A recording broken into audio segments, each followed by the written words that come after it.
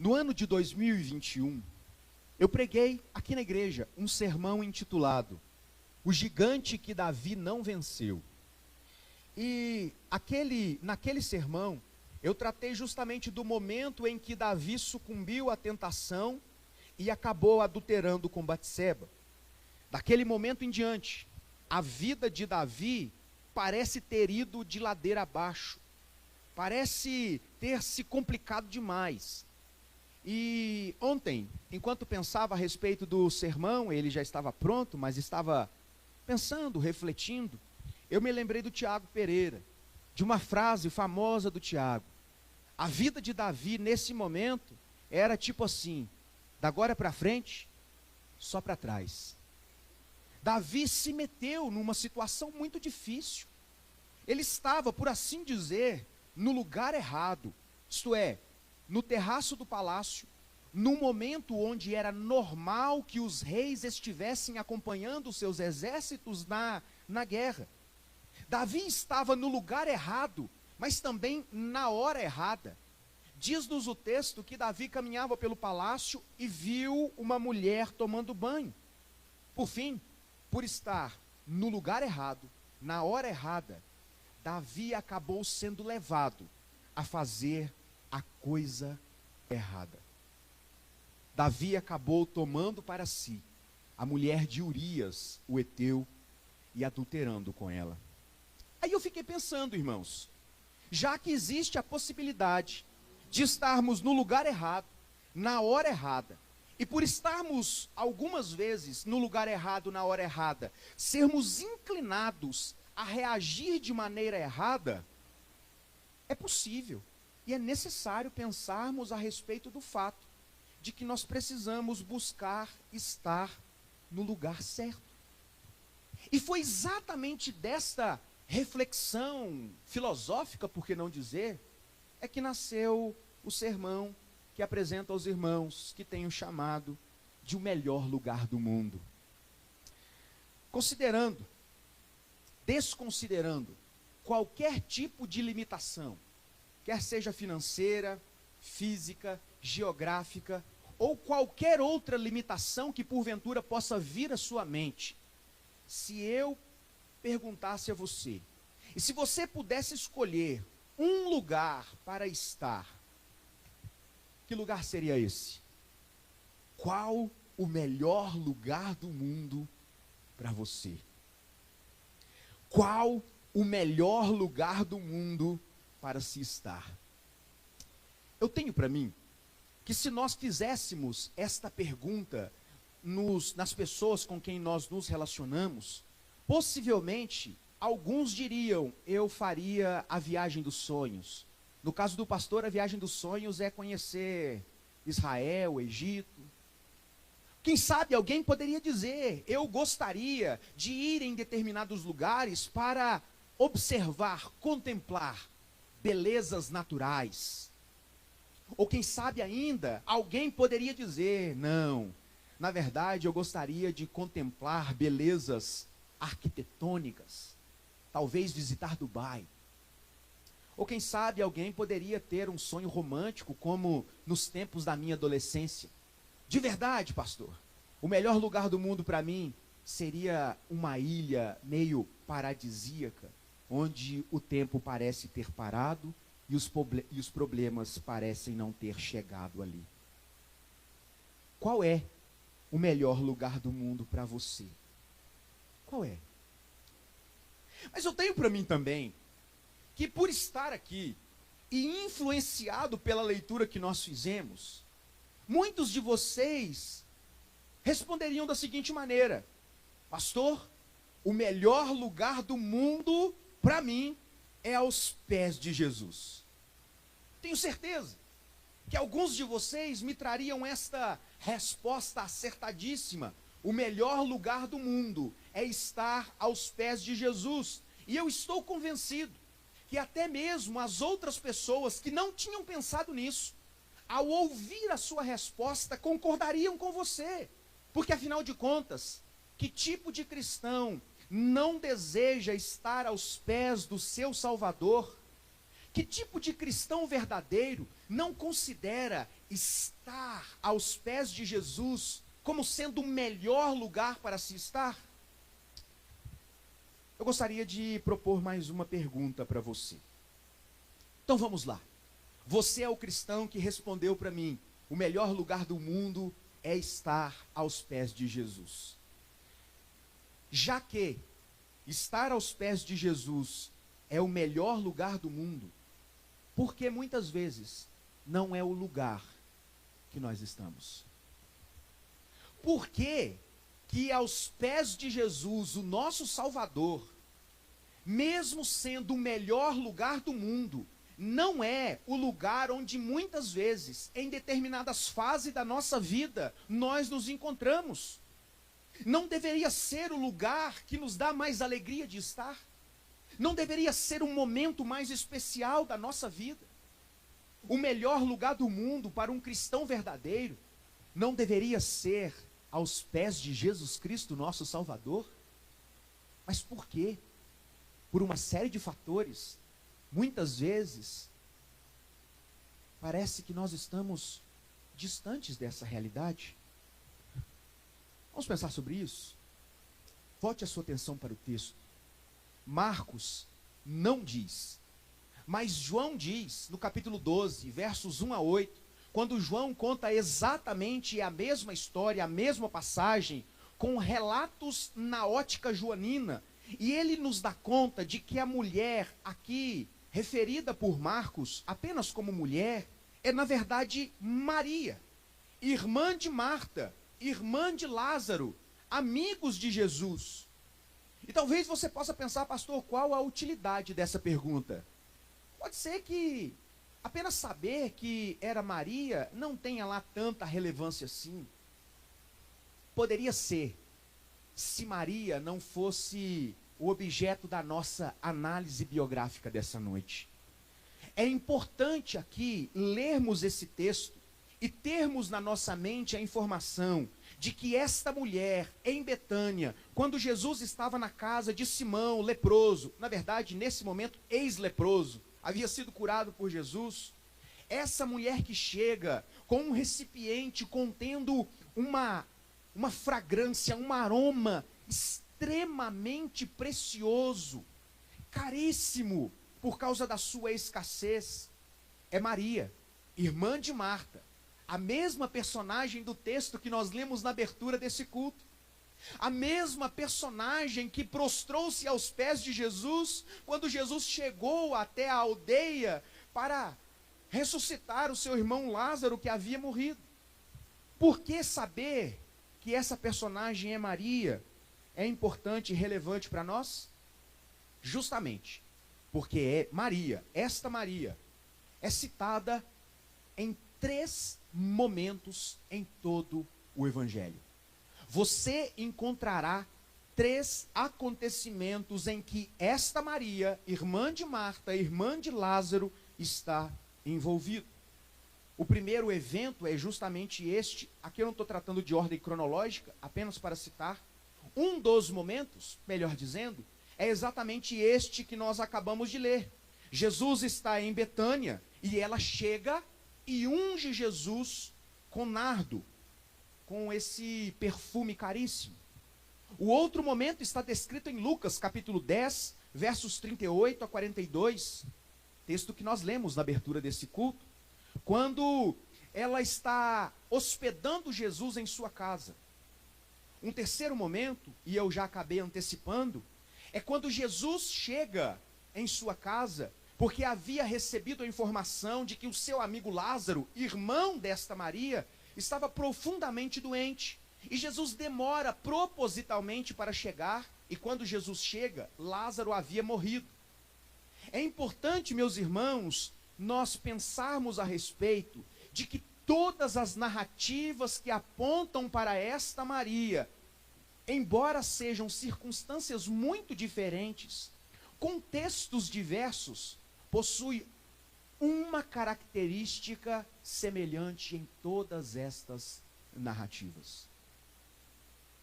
Ela sempre está aos pés de Jesus. 100% das vezes que a Bíblia fala de Maria, irmã de Marta, ela está prostrada aos pés de Jesus. O texto que nós lemos diz que ela vai ali, unge Jesus e prostra-se aos pés de Jesus.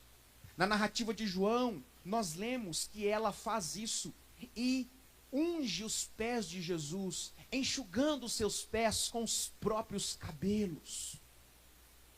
Quando Jesus é recebido na casa de Marta e Maria e Lázaro, enquanto Marta corria agitada com muitos afazeres, esta Maria, diz-nos o texto, quedou-se aos pés de Jesus para ouvir os seus ensinamentos. Quando Jesus chegou à aldeia de Betânia, por ocasião da morte de Lázaro, o texto nos diz que esta Maria correu à presença de Jesus e prostrou-se aos seus pés, dizendo: ah, Senhor, se o Senhor tivesse chegado antes, o meu irmão não teria morrido. Eu quero chamar a sua atenção para o fato de que, biograficamente, Maria é vista como uma mulher que está sempre aos pés de Jesus. Maria é vista como uma mulher que escolheu os pés de Jesus como o melhor e mais valioso lugar para se estar. Note que tanto na narrativa de Lucas, que citei no início do culto, quanto Marcos, nós podemos aprender uma primeira lição muito importante, e eu quero que você guarde essa lição no seu coração. Estar aos pés de Jesus precede, vem antes do serviço a Jesus. Em Lucas, nós lemos que ela quedou-se aos pés de Jesus. E então, enquanto a sua irmã servia à mesa, ela preferiu prostrar-se aos pés de Jesus.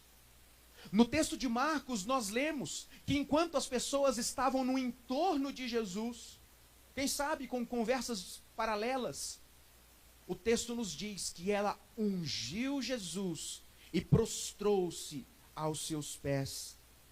Naquele momento, ela então unge Jesus com um perfume caríssimo. Mais importante para Maria era estar na presença de Jesus do que o serviço a Jesus que poderia ser feito na assistência aos pobres se ela vendesse aquele bálsamo. Perceba como isso diz muito a nosso respeito, meus irmãos. Nós vivemos numa cultura de extremo ativismo. Nós estamos o tempo todo correndo para todos os lados. Nós não conseguimos parar de tantas atividades que nós temos. Eu estava conversando com a Fernanda hoje pela manhã. Se eu tivesse 2 dias, como foi o dia de ontem, durante a semana, eu não daria conta. Não daria conta. Meu sábado foi extremamente ativo, a ponto de chegar à noite em casa e ter dificuldade para dormir de tão cansado. Acordei pela manhã, fui tomar café com o Felipe. Saí do Felipe no caminho e fiz uma visita. Saí da visita, vim para a igreja. Eu precisava estudar, completar as minhas pesquisas para o estudo bíblico da próxima quarta-feira. E enquanto estava aqui, me lembrei que era necessário corrigir alguns problemas que nós estávamos tendo com o data show. E então chega o Edilson, me traz o computador que ele doou para a igreja, e eu precisei fazer algumas adaptações técnicas, sem ser técnico, olha que perigo, para que o equipamento funcionasse. E quando eu me dei conta, eu havia perdido a hora. E se você não sabe, quem cozinha lá em casa sou eu. Eu sou responsável por fazer o almoço das crianças. E quando eu olhei no relógio, já não dava mais tempo. Eu então tive que sair, comprar almoço, almoçar. Almocei correndo, estava chovendo. Pedi para a Fernanda me trazer de novo na igreja, porque eu precisava concluir os estudos e pesquisas que eu estava fazendo. E na sequência eu precisava configurar o outro computador, que é justamente aquele que é utilizado para a transmissão do nosso culto. E então eu fui ficando, fazendo testes, configurando, trabalhando. E quando me dei conta, já eram 15 horas da tarde, correndo, sem ter tempo para nada. E então eu tive que sair apavorado daqui, porque às 14 horas eu estaria recebendo Cadu, Paloma presbítero Gustavo e Rúbia, para o nosso curso de noivo. Eu voltei para cá às 14 horas. Estive com eles num tempo preciosíssimo. Irmãos, que delícia. Ganhei presente, morro de inveja, chocolate, cacau show, caneca. Ah, que alegria, irmãos, ler o que eu li na mensagem que o Cadu e a Paloma deixou para mim. Eu transpirei pelos olhos. Há quem diga que eu choro à toa, mas eu fiquei emocionado com aquela homenagem, com o mimo. Então, meus irmãos, nós ficamos ali até que eu me assustei com as pessoas chegando na igreja. E pasmem, já era 17 horas. 17 horas eu tinha curso de discipulado. Entrou Patrícia, Ed, Henrique e todos os meus irmãos que vieram para fazer o discipulado.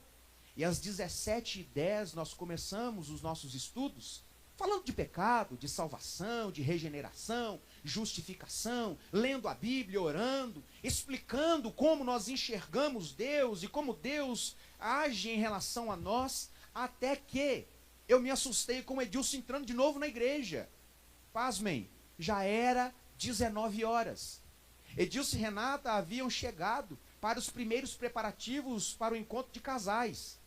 Não se assuste, eu deveria falar para os maridos no encontro de casais. E às 7h05 eu ainda estava aqui. Saí correndo, desesperado. E eu disse para o Ed, eu preciso ir embora pelo menos tomar um banho. Depois que ele me viu correndo, ele disse, pastor, agora precisa mesmo, porque você vai correndo daqui até lá. Eu fui, tomei um banho e às 7h20 eu estava de volta, porque eu precisava ligar o som da igreja, para as coisas funcionarem aqui. Então, falei para os maridos. Segundo eles, eu falei muito. 2 horas é muito, irmãos? Eu acho que não. Eu falei um pouquinho assim, a gente conversou um pouco. E então eu fui embora. Ativismo, atividades, cansaço. Já não estava mais aguentando mais aquele dia. E embora me sentindo extremamente realizado por tudo que eu fiz ao longo do sábado, eu estava profundamente cansado. Sem tempo para mais nada, sem disposição para mais absolutamente nada. Irmãos, perceba, eu não estou dizendo que trabalhar é algo ruim. Eu não estou dizendo que trabalhar para Deus é algo ruim, muito pelo contrário. A Bíblia nos ensina a respeito do preguiçoso. Então, se você é preguiçoso, lembre-se, você está pecando contra Deus. Deus valoriza o trabalho. O problema, meus irmãos, é que agindo assim, sem parar para pensar, nós podemos correr um grande risco de colocar o trabalho de Cristo no lugar da comunhão com Cristo. Nós corremos o risco, meus irmãos, de colocar o trabalho de Deus no lugar do Deus do trabalho. Nós corremos o risco de fazer das nossas atividades, das nossas ocupações, por melhor que sejam, um fim em si mesmas. Perceba, como no texto que nós lemos, no verso 4, aqui Marcos relata a indignação de algumas pessoas para com a devoção de Maria. É muito interessante que Marcos não diz, mais uma vez, mas João diz que quem ficou indignado era Judas o Carioca. Não, estou brincando, Judas Iscariotes. Ele ficou profundamente indignado, onde já se viu gastar tanto dinheiro, uma pequena fortuna, para simplesmente deixar Jesus mais cheiroso. Por que desperdiçar algo tão precioso num momento como esse?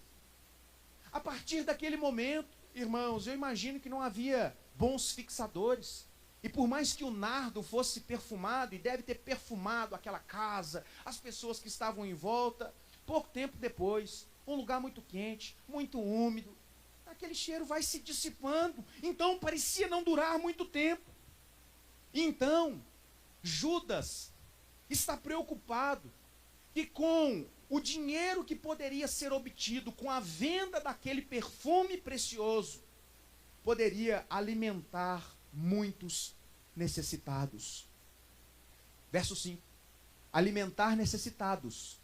Leia-se como servir a Deus, porque não é assim que Deus nos encoraja? Abençoar as pessoas, amar o nosso próximo como a nós mesmos. No relato de Lucas, Marta é quem está profundamente indignada com Maria, porque ela está correndo de um lado para o outro, querendo servir Jesus da melhor maneira possível, e ela simplesmente está quedada aos pés de Jesus. Não sei se você sabe, mas quedar-se significa mais do que simplesmente estar parada. A ideia aqui é que ela de fato estacionou. É quando você está andando com o seu carro e você não deseja dar uma simples parada. Você para, coloca o carro, faz a baliza direitinho e desliga. Você deseja passar um tempo maior do que simplesmente dar uma paradinha. Então é impressionante como em ambos os casos, Jesus responde a essas inquietações. O primeiro deles, no nosso texto, Jesus vai dizer: por que vocês estão molestando a menina? Ela fez bem para mim. No outro relato de Lucas, Jesus diz: Marta, Marta, por que você anda assim tão agitada? Marta, você está ansiosa, tomou seu remedinho hoje. Isso é por minha conta. Maria escolheu a melhor parte, e isso não lhe será tirado. Ela escolheu a melhor parte. Então guarde no seu coração: estar aos pés de Jesus precede o serviço a Jesus. A nossa devoção precede o nosso serviço. Estar com Jesus é mais importante do que trabalhar para Jesus. Jesus vem antes da sua obra. Jesus está mais interessado em quem você é do que naquilo que você faz. Meu querido irmão, pense nisso. Uma coisa não exclui a outra. Quando nós olhamos para esse texto, nós percebemos que o serviço é importante, mas ele é consequência de um relacionamento e não a causa dele. O serviço, ele vem a reboque de um relacionamento. Jesus vem antes do serviço a Jesus. Então, guarde isso no seu coração. Se nós não nos dedicarmos a uma vida de oração, de devoção, aos pés de Jesus, aquilo que nós vamos fazer depois disso, ainda que seja em nome de Jesus, não terá eficácia. Porque o Senhor precede o trabalho do Senhor. Aos pés de Jesus é o melhor lugar do mundo. Mas nós aprendemos ainda uma segunda lição, muito importante com Maria. Adorar a Deus é muito mais valioso do que os tesouros desse mundo. O texto nos diz que, estando Jesus à mesa, veio Maria com um vaso de alabastro, cheio de perfume de nardo, e o texto acrescenta, puro. Não era qualquer nardo. Não era nardo da Shopee. Não era um nardo da Shein, essa roupa, né? Do AliExpress. Era nardo puro. O texto nos diz que então ela chega, quebra o vaso, unge Jesus com aquele perfume caríssimo. Essa atitude de Maria gerou indignação, porque aquele perfume, diz-nos o texto, correspondia à quantia de mais de 300 dias de trabalho. Faça a conta. 1 denário era o valor correspondente a 1 dia de trabalho. Aquele perfume correspondia a mais de 300 denários, o que corresponde a mais de 300 dias de trabalho. Quanto vale o seu dia de trabalho? Quanto é o valor declarado na sua declaração de imposto de renda? Considere, quem sabe, 1 ano de trabalho sendo colocado aos pés de Jesus, porque na mente de Maria, aquele momento valia muito mais do que o elemento que ela estava usando, do que a riqueza material que aquele nardo significava. Enquanto para Maria, estar aos pés de Jesus, agradar Jesus, se relacionar com Jesus, era um bem mais valioso que ela tinha. Judas viu no nardo a maior riqueza que eles tinham naquele momento. A cosmovisão, a visão de mundo de Maria é diametralmente oposta à visão de mundo de Judas. Quem sabe das outras pessoas. Que desperdício, gente. Olha essa riqueza toda sendo desperdiçada aos pés de Jesus, perfumando Jesus. Dava para alimentar quantas famílias com essa quantidade de dinheiro? Nada era mais importante para Maria, mais precioso do que Jesus. O fato é que em todas as vezes que o nome de Maria é citado nos evangelhos, ela está aos pés de Jesus. E isso demonstra onde estava o coração de Maria. O coração de Maria estava em Jesus e não no nardo. O coração de Maria estava em Jesus e não na morte. O coração de Maria estava em Jesus e não no serviço para Jesus quando Jesus estava em sua casa. E é muito interessante como o próprio Jesus falou a respeito disso. Quando durante o seu sermão da montanha, onde em Mateus capítulo 6, verso 21, ele diz assim: porque onde está o seu tesouro, aí também estará o seu coração. Meu irmão, onde é que está o seu tesouro? Onde você tem colocado a sua esperança? O que é de fato valioso para você? Qual o melhor lugar do mundo para você? Eu quero destacar ainda mais uma última lição. O verso 8 diz que Maria fez o que ela pôde. Ela estava ungindo Jesus para a sepultura. Cenas seguintes: Jesus seria morto, martirizado naquela cruz.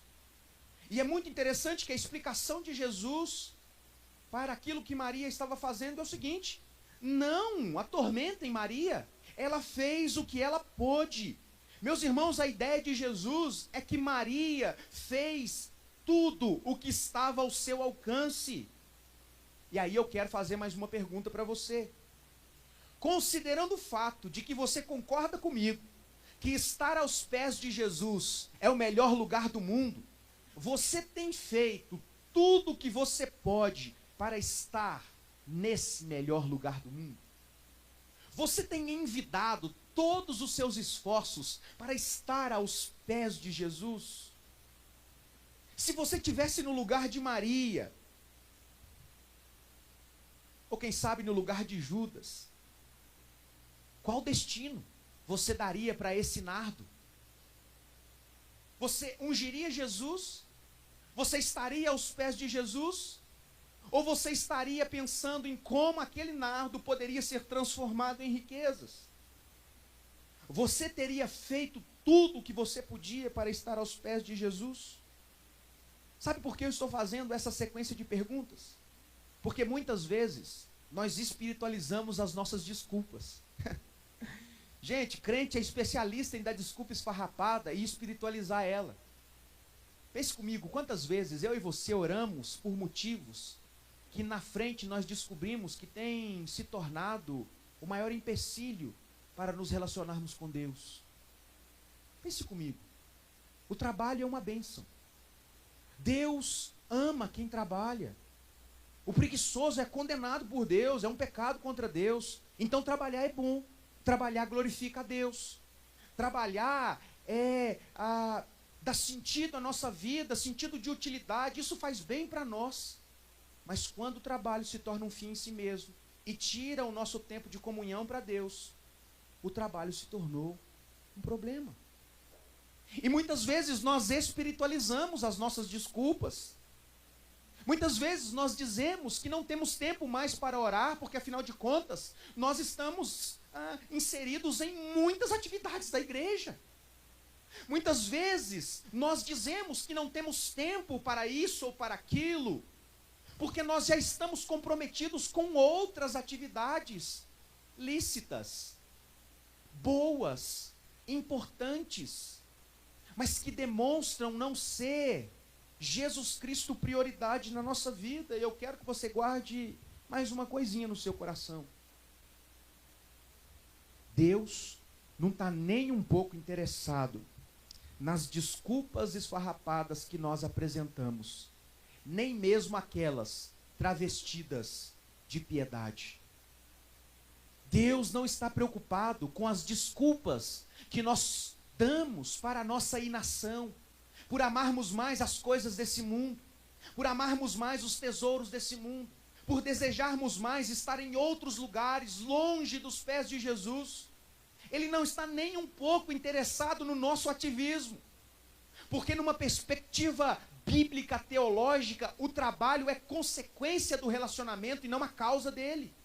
Não é trabalhando para Jesus que eu vou ser mais querido para Jesus, por Jesus. É justamente porque eu sou amado de Deus que eu trabalho para Ele, para a glória dEle, que eu valorizo o tempo com Ele. Fazer o que nós podemos significa abrir mão de tudo, independentemente do quanto isso tenha nos custado, do quanto nós amamos, do quanto isso é valioso para nós, para estarmos aos pés de Jesus. E a pergunta que fica para nossa conclusão aqui é a seguinte: você está disposto a abrir mão de tudo para estar no melhor lugar do mundo? Você está disposto a agir diferente de Judas, agir diferente do jovem rico, para estar completamente aos pés de Jesus? O texto termina, e Jesus está afirmando que Maria seria lembrada pelas próximas gerações, para que as pessoas se lembrassem daquilo que Maria fez, para que o testemunho de Maria em relação ao melhor lugar do mundo continuasse ecoando nos ouvidos, reverberando nos corações. E não é que nós estamos aqui, quase 2000 anos depois, falando justamente daquilo que Jesus disse que nós estaríamos fazendo, falando da beleza do Evangelho, olhando para a atitude de Maria, para reconhecermos que estar aos pés de Jesus é estar no melhor lugar do mundo. Você se lembra da primeira pergunta que eu fiz? Eu sei, foram muitas. Mas você se lembra da primeira pergunta que eu fiz? Talvez você não se lembre e eu vou refrescar a sua memória. E nós vamos encerrar. Se você pudesse, se não houvesse qualquer limitação financeira, geográfica, física, de constrangimento, se você estivesse completamente desimpedido e você pudesse escolher o lugar mais importante para você estar, o lugar mais valioso para você estar, qual lugar você escolheria? Foi essa a pergunta que eu fiz na abertura desse nosso sermão. Eu quero encerrar com essa pergunta. Depois de tudo isso que nós falamos, eu preciso dizer para você, sim, você tem a possibilidade de escolher. Você tem a possibilidade de agora poder optar em estar no melhor lugar do mundo. Sabe por quê? Todas as limitações de acesso físico, espiritual, por constrangimento, foram completamente rompidas em Jesus Cristo. Quando na cruz do Calvário Ele pagou o preço pelo nosso pecado. E se antes vivíamos afastados de Deus, agora, meus irmãos, nós podemos voltar correndo, desesperados, para o melhor lugar do mundo, de onde nós nunca deveríamos ter saído. Estar no melhor lugar do mundo não é uma hipótese apenas, é uma possibilidade real para mim e para você, agora. É o que nós decidimos agora, que muda como nós seremos lembrados. Maria decidiu a boa parte, escolheu a boa parte, e como bons reformados calvinistas que somos, a escolha de Maria é na verdade uma reação de fé ao evangelho pregado por Jesus Cristo. Como você responde a esta palavra? Com fé? Então corra para os pés de Jesus. Com fé? Então venha, vá para o lugar mais importante do mundo, para o melhor lugar do mundo, que é aos pés de Jesus.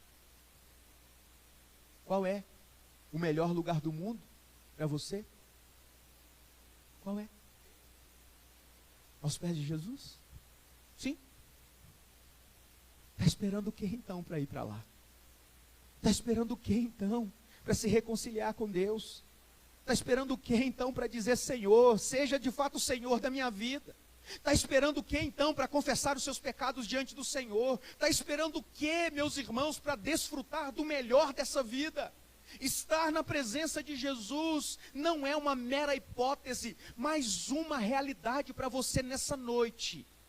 Mas é necessário que tenhamos o coração de Maria, alguém que reconheceu que aos pés do Mestre era o melhor lugar para estar.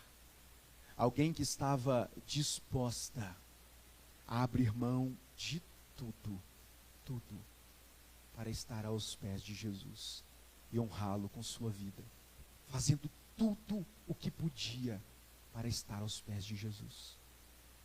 Você tem feito tudo o que pode? Essa noite é o tempo para fazermos isso. Eu quero orar com você. Eu quero convidar você a essa reflexão. Quero convidar você a colocar diante do Senhor o seu coração. Responda para você mesmo, porque afinal das contas, no final das contas, é isso que importa. É o seu relacionamento com Deus, não é o que você diz para mim. Não é como você parece ser para as pessoas, mas quem de fato você é diante de Deus. Quantas vezes vivemos como Judas? Valorizamos demais os tesouros dessa terra e perdemos de vista o que de fato importa, quem de fato é importante, o lugar que é de fato melhor, a presença de Jesus. Entregue sua vida para Ele, coloque a sua esperança em Jesus. Meu querido, hoje é domingo, amanhã é segunda-feira, os desafios de uma semana vão se apresentar para você, e como você vai encarar essas coisas? Aos pés de Jesus é mais fácil. Aos pés de Jesus você estará seguro. Aos pés de Jesus você terá esperança. Não tente caminhar sozinho.